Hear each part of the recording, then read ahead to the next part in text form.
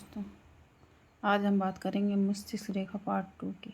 पहले में हमने उदय समझा, आज हम समझेंगे मस्तिष्क रेखा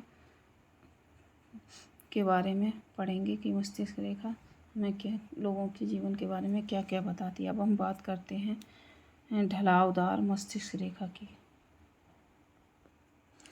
जब हमारी मस्तिष्क रेखा सीधी निकलकर हल्की सी जीवन रेखा से मिलती हुई थोड़ी ढलावदार हो जाए तो ऐसे जातक, जब मस्तिष्क रेखा जीवन रेखा के साथ निकलती हुई थोड़ी ढलावदार हो जाए तो ऐसे जातक का बहुत ही कल्पनाशीलता भी बहुत अच्छी होती है और बुद्धि भी बहुत अच्छी होती है और समाज के बारे में भी बहुत सोचते हैं। ये मस्तिष्क रेखा बहुत अच्छी मानी जाती है। अब हम बात करते हैं सीधी मस्तिष्क रेखा की।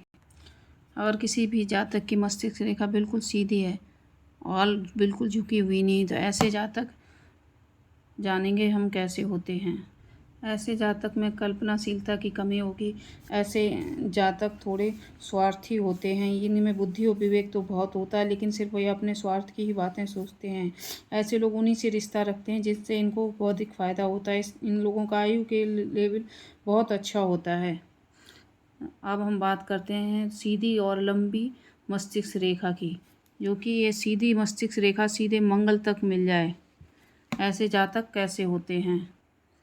अगर सीधी मस्तिष्क रेखा हो और सीधे मंगल पर्वत तक मिल जाए तो ऐसे जातक पूर्ण बुद्धि का बहुत ही विकास होता है। ऐसे जातक बहुत ही तेज होते हैं। ऐसा जातक असामान्य बुद्धि शक्ति देता है, परंतु ये अपनी शक्ति का उपयोग अपने हित के लिए ही करते हैं और हमेशा निजी स्वार्थों के पीछे पड़े रहते हैं और इनका एक ही काम होता है, बस पैसे कमाना, भौतिक सुविधाओं को इकट्ठा करना और समाज के प्रति ये ज़्यादा रिश्तों के प्रति कोई भी कल्पना शक्ति नहीं होती और न किसी की ज़्यादा ममता दया होती है। इनका एक ही लक्ष्य होता है ज़िंदगी में, पैसा कमाना। भौतिक शक्ति और दिमाग इनका बहुत ही तेज माना जाता है।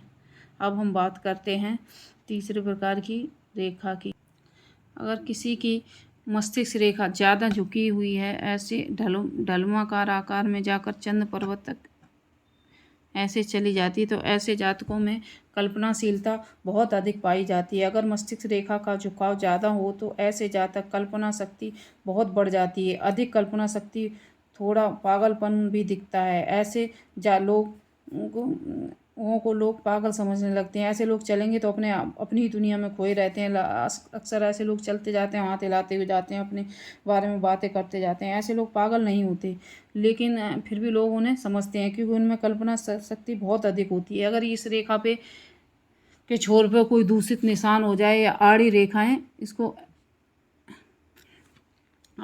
काट जाएं, ऐसी रेखाएं काट जाएं, चंद्र पर्वत पर कोई धब्बा हो या गड्ढा हो, तो ऐसे लोग क्या बाद में अपना दिमाग कल्पना शक्ति इतनी होती है कि लास्ट में वृद्धावस्था में कई बार मानसिक रोग की भी निशानियों को ये बताती है। अब हम बात करते हैं दूसरे प्रकार की मस्तिष्क। अगर किसी की मस्तिष्क रेखा ऐसे सीधी जा रही है और उसमें दो मुखी मस्तिष्क रेखा की और एक छुरा निकलकर चंद्र पर्वत पर आ जाए, तो ऐसे जातकों में मंगल और चंद्र दोनों के ही गुण पाए जाते हैं। ऐसे जातक ऐसी रेखा को हम दो मुखी मस्तिष्क रेखा कहते हैं। इसकी एक शाखा मंगल की ओर और दूसरी शाखा चंद्र की ओर झुकी है, तो ऐसे जातक बहुत ही अच्छी बुद्धि के होते हैं। ये रेखा बहुत ही अच्छी मानी जाती है। इसमें चंद्रमा और मंगल दोनों के गुण पाए जाते हैं। ऐसे जातक तीव्र बुद्धि वाला होता है और कल्पनाशील भी होते हैं। अब इस रेखा में स्वार्थ खत्म हो जाएगा और ये अपने दूसरों के भी बारे में सोचेंगे और अपने बारे में भी सोचेंगे। बुद्धि कौशल वैसा ही रहेगा, जो लेकिन स्वार्थ होता है वो खत्म हो जाता है। ये व्यवहारिक और कल्पना शक्ति, विवेक सारा इनमें पाया जाता है। ये रेखा फिर अच्छी रेखाओं में इसकी गिनती होगी अगर सीधी रेखा में दूसरी शाखा निकलकर चंद्र पर्वत की ओर आए। अब हम बात करते हैं जिनकी भी माइंड रेखा डबल माइंड रेखा की।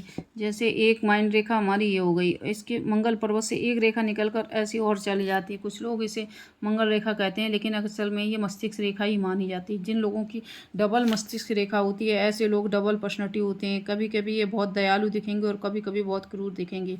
इसमें इन ऐसे लोगों में दोनों ही गुण पाए जाते हैं। ये दयालु भी होंगे और क्रूर भी होंगे।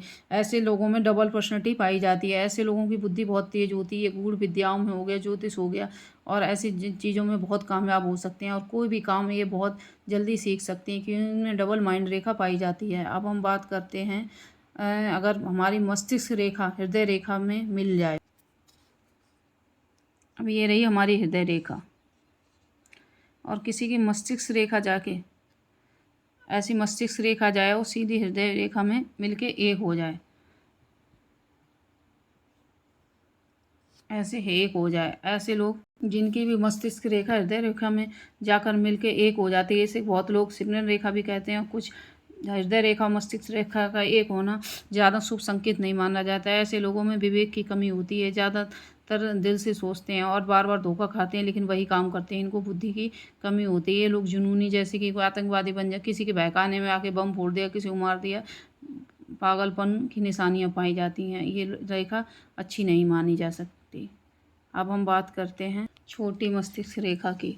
और किसी की मस्तिष्क रेखा सिर्फ हथेली के मध्य भाग तक आई, इतनी छोटी है, तो ऐसे जिसकी भी छोटी रेखा होती है, ऐसे लोग पूर्ण तरह भौतिकवादी होते हैं। ऐसे लोग कल्पनाशीलता की बहुत कमी होती है और वास्तव में ऐसे लोग व्यवहारिक होते हैं लेकिन दिखते नहीं, सिर्फ अपने बारे में सोचते हैं। नमस्कार दोस्तों, अब हम पार्ट 3 में बताएंगे मस्तिष्क रेखा पर विभिन्न प्रकार के चिन्ह, अशुभ और शुभ चिन्ह।